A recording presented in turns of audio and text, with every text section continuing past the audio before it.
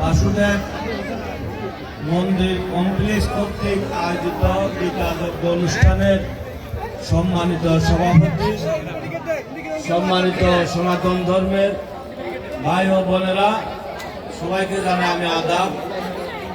আমি এসেছি আপনাদের সাথে দেখা করার জন্য, আপনাদের থেকে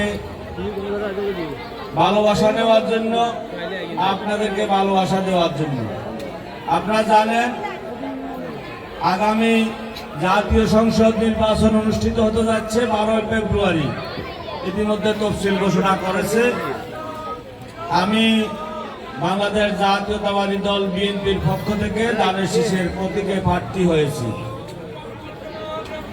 আপনাদের কাছে আমাদের প্রিয় নেতা জনাব তারেক রহমানের বার্তা নিয়ে এসেছি।